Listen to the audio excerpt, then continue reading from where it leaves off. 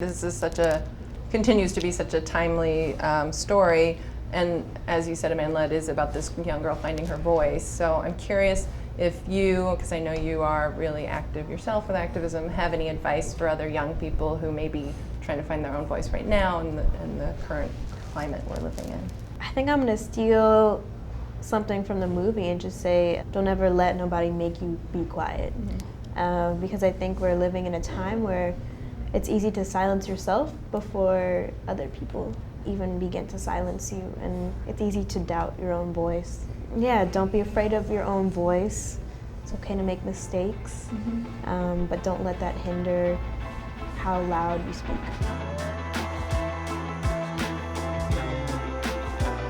The movie is about a 16-year-old girl named Starr Carter.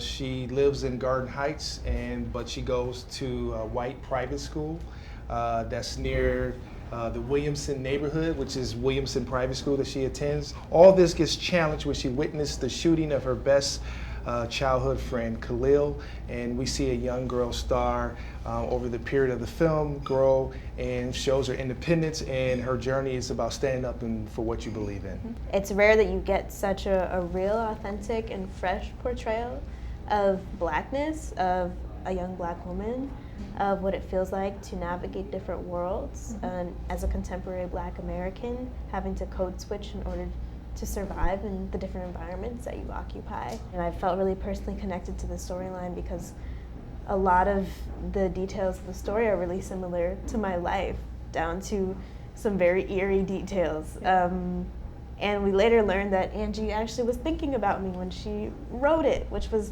so crazy. Wild. I'm from the theater, so I really had an opportunity to take both the script and the book and sort of put them together and approach it as if, I were doing the play. I was fortunate enough to convince my wife to leave me for a month and take our kids, away so I could sort of dive into the material like that. And, just also, working with George and Regina, realizing that these are people that we know. These characters are authentically black, they're authentically themselves. And so really having an opportunity to draw from your family, draw from people that you know, and bring them to life. It's not very often that you could really find a film that really shows a 16-year-old African American as your leading protagonist.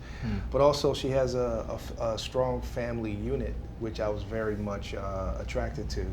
And it's two parents who have had struggles in the past, but they're trying to overcome these obstacles and pretty much try to break the cycle of what happened in the past. And I just thought that was a very interesting story.